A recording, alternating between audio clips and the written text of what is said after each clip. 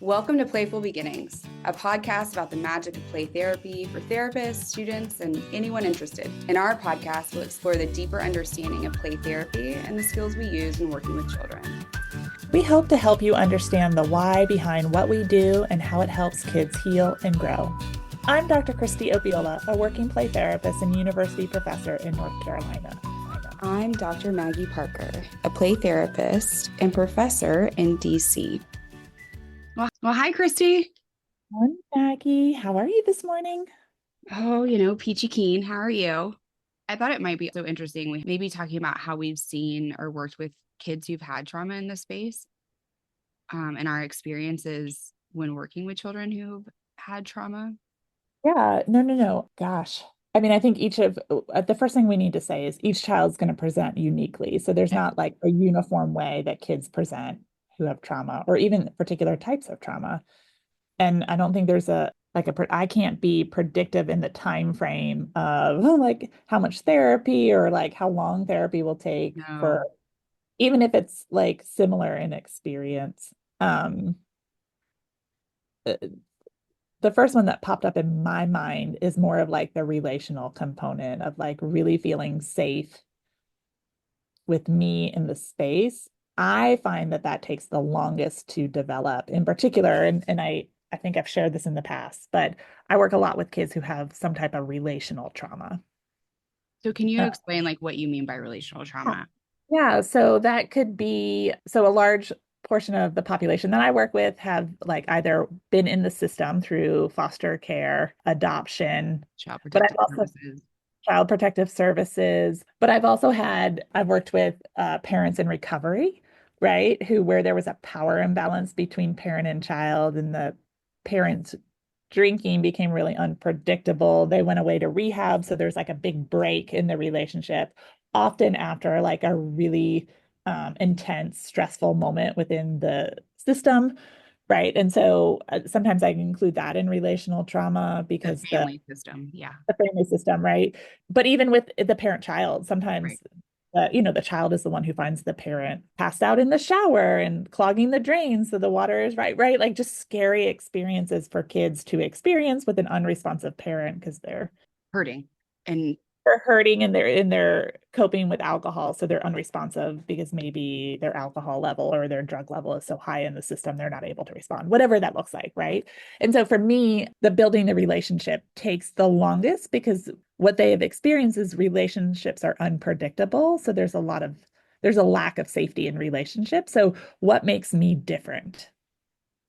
Right. And that's what they have to kind of figure out in our relationship, that I'm hopefully going to be predictable and show up week after week, right? And show up in similar ways each week. And I'm not going to be reactive, even if they do things in the environment to try to test limits or test me or whatever it is, that I'm going to be pretty predictable. And for children who have more significant lack of safety in relationships, right, that takes a lot longer. And so for me, that's the experience that pops up first. So, like, as we're getting to relate, as maybe they're finding more safety in me, they also feel reactive to that. So, like having this really great moment of connection and other stuff, and then the child lashing out and scratching you or spitting in your face or, throwing sand at you or something to be like, ooh, this doesn't feel good. mhm. Right? It's really what their behavior is telling me, like, I want this and I don't feel safe, right? So it's kind of this push pull, two steps forward, six steps backwards kind of relationship building that happens over time with kids. And, on this podcast, I've shared, like kids who may verbally share that with you, like almost assaultively or feels assaultively, right? Like just on who you are as a human, or it could be more specific, like, Mhm. we're having this great moment. I'm not used to having great moments with people, so let me lash out because it's easier if I ruin the relationship than You. reiterate my like internal belief about myself, that condition of worth, that I'm just not a lovable person, but you're showing love. And so it's easier if I break the love because then I know why, than if you break the love and I don't understand why you don't love me like other people haven't liked or loved me in the past, if that makes sense. Yeah. kind of those are the moments that pop up for me because I think they take the longest to develop, and you get a lot of repeated messages that I want relationship, and relationship feels so scary. Yeah. It makes me think I don't think I've shared this story before, but I used to work at a juvenile detention center. And so it was teenagers, right? So I wasn't doing play therapy, but I was still child-centered and meeting their developmental needs. And a lot of times they needed more play-based kind of experiences because of the development being impacted. And there I worked on the girls unit, and most everybody had trauma. And there was one child who got really triggered and was being told things by the people around her, the guards and everybody, that she was unworthy in some way. And so she was screaming and sharing her frustration and hurt and sadness. And so then everyone else was screaming back at her.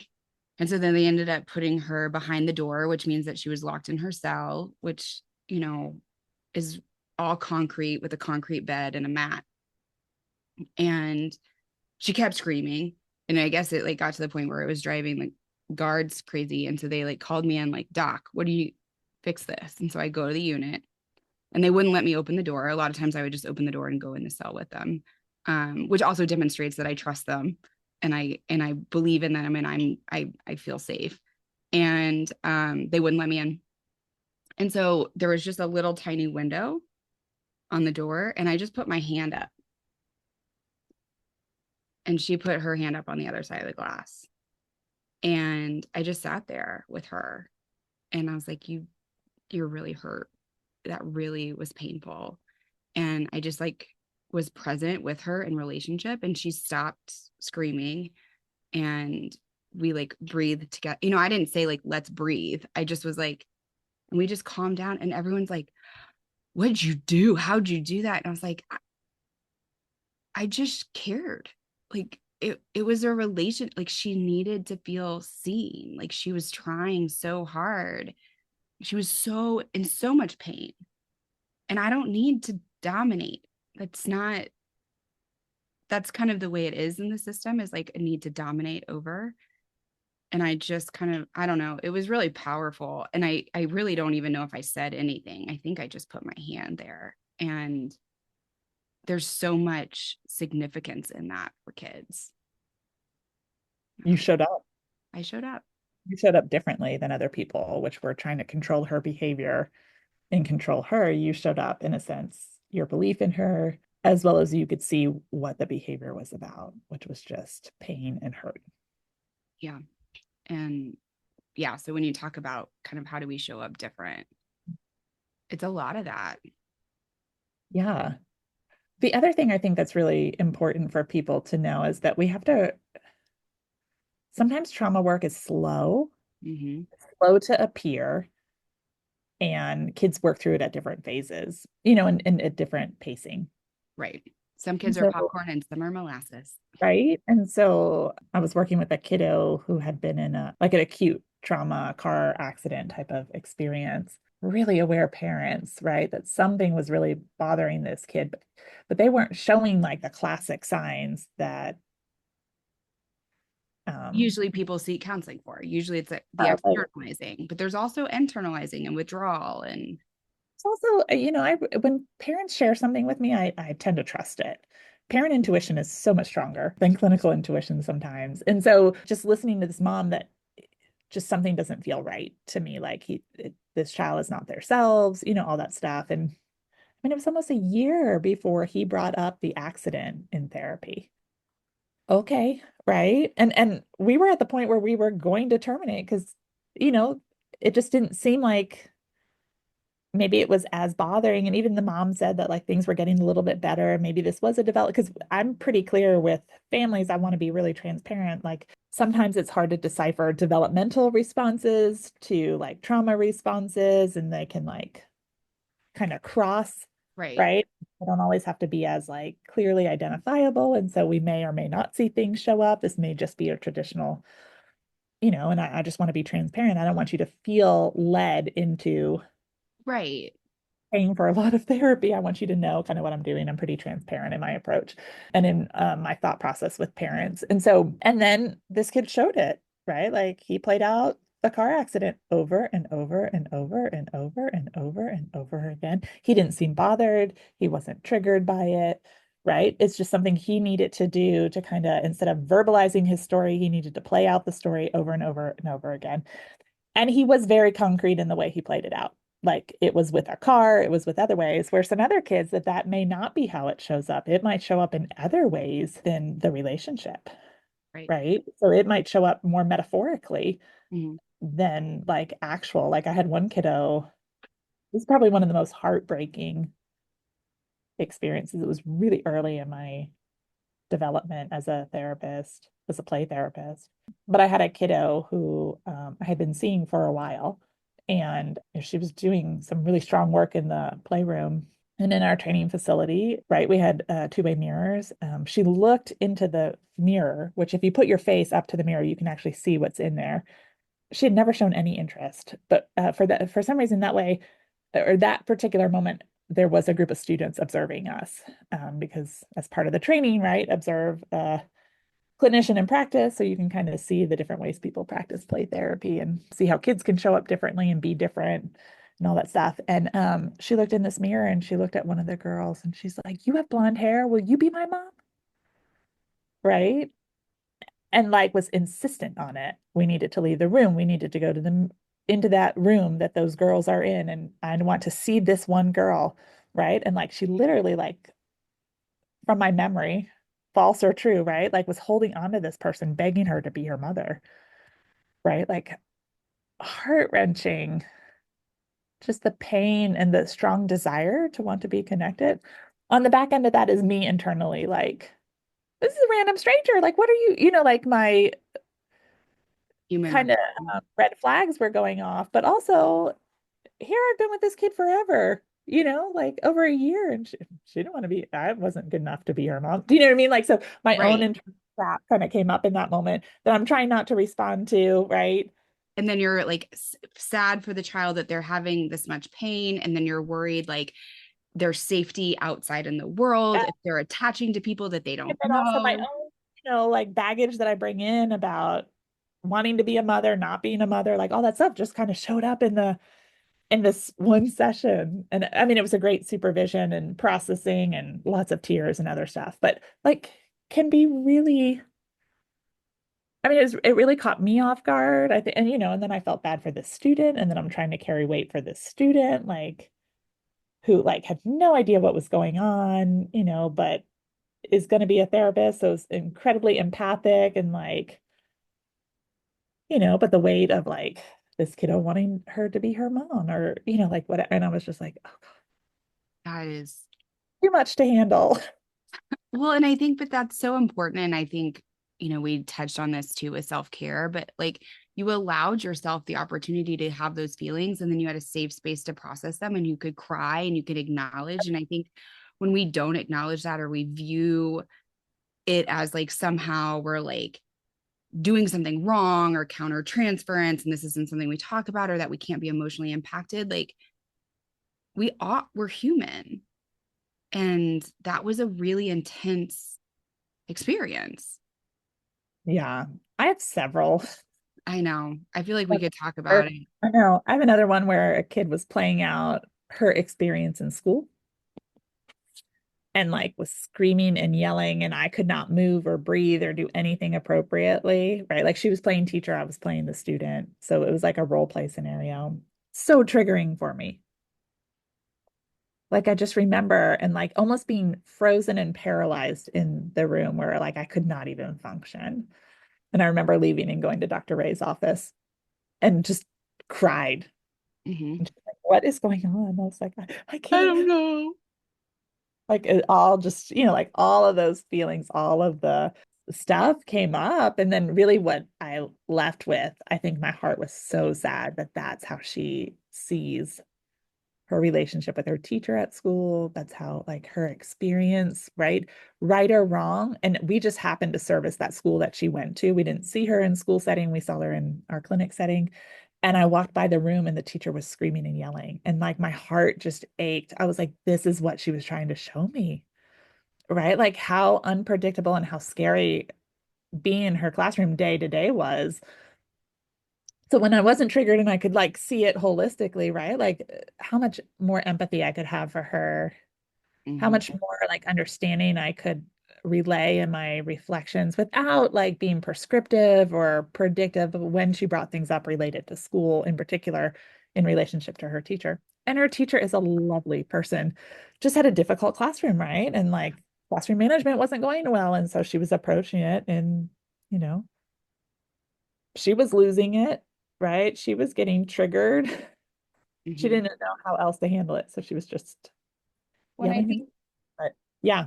so often we talk about like the magic of child-centered and how, and you did, like, you felt it and it was beautiful and it was wonderful. And it's really hard. It's Hmm. really hard to hold those spaces. And I think like really having those conversations and explorations for self, because I think sometimes when it gets really hard, or whether it's like taking a long time, like you were first saying, or you're seeing these like really emotional responses, I think sometimes it's easy to go into self-protective mode or be like, I'm going to bring in an activity to make this go, because then you are in a semblance of control. When you're a child center and play therapist, there are certain aspects that you can control, but it's hard to control a relationship. And so really kind of having those like significant and real and honest conversations with yourself. Like, am I doing this because I think Dr. Landreth told me I should, and child centered is what I'm supposed to do, but it doesn't really fit with me? Or am I choosing to do this theoretical orientation because sitting with it is too scary? Like, not to say that that's why anyone's making theoretical decisions, but I think it's important to really sit with it. Um, Yeah. and I prepare and have honest reflections. Because there are times when I'm like, this is too much. I want to do something else. Oh And yeah, like, this is it hard. was easier if I did this, Right. right? But I also think this is why consultation, having people pass those associate license like relationships, but you do find people that you can kind of reflect with, bounce ideas off of, process with, right? I wish our structure here in the US was more like some of the European countries where it's actually a lifetime of consultation. It's not just a temporary period of consultation, but like as you renew your license, you have to actually show that you've remained in consultation and supervision. And I think there's something to say about that as we are containers for our clients and we can only handle so much. If we Right. don't do that, we just start to do things like numb out Mm-hmm. or kind of get frozen and not like really see the importance of experiences, which make us less effective. But I think that's part of why we wanted to do this podcast, is because we became, like, and I don't want anyone out because I'm in consultation with a lot of people. And so I don't want to minimize that relationship. But like you and I, like, we've really kind of worked together. I think I learn and grow every time I'm with you. And so that's part of why we wanted to do this, is it's our consultation, and we're working through why behind what we do and solidifying it for ourselves and learning from each other and hoping that our listeners also can do that as well. Absolutely.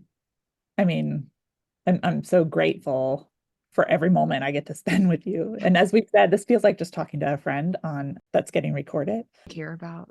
Yeah. But I also think, it helps us be more supportive clinicians for not only ourselves, but our supervisees, right? Like our students.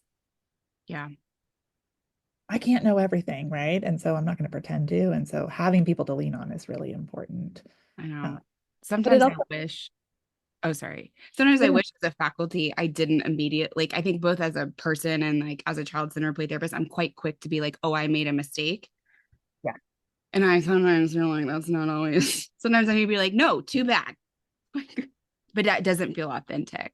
It doesn't feel genuine. And I think that's, right. So I I feel think that's the hard part. It doesn't fit with how I think we view relationships and what relationships are supposed to look like or yeah, be like. yeah. Um, This was really helpful. I'm glad that we got to talk about it. yeah, And this is a passion of ours. I think that's like we've really kind of done a lot of research on it. And shameless plug, I am on NPR talking about child-centered play therapy as a means for peace, which I think was kind of it. I didn't anticipate it. And the feedback I got from Lee last night when we listened, that I didn't just act like I knew the answers, because I really had to think about them. And I'm sure I got things wrong, but it's really kind of how to, like, in a world full of trauma, how are we promoting peace and what this can be, for that. But which so I think right now in our current state of being, right? Like I think we're all experiencing, a lot of fear.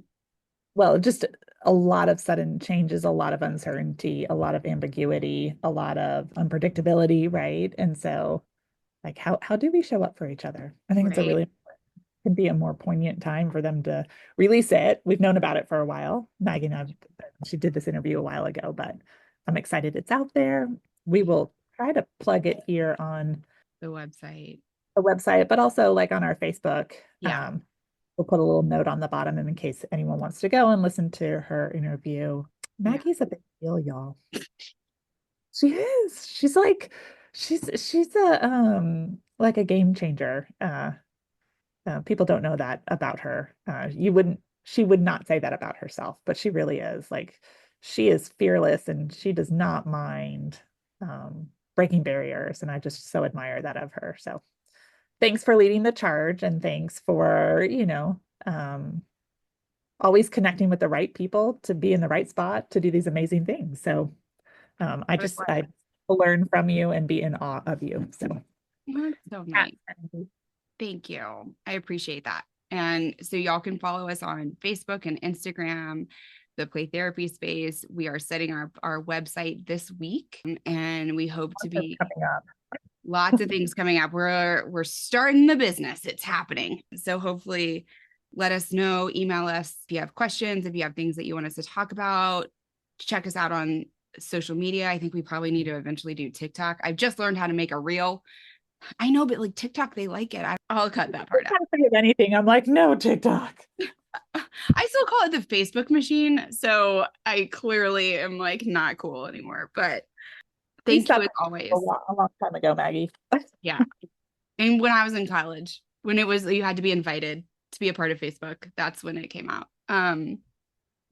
But yeah, so Peace Talks Radio on NPR, and check us out on socials, and we'll keep the episodes coming because it's just a joy to be able to talk with you. I love it. Yeah. Thanks. Bye, Christy.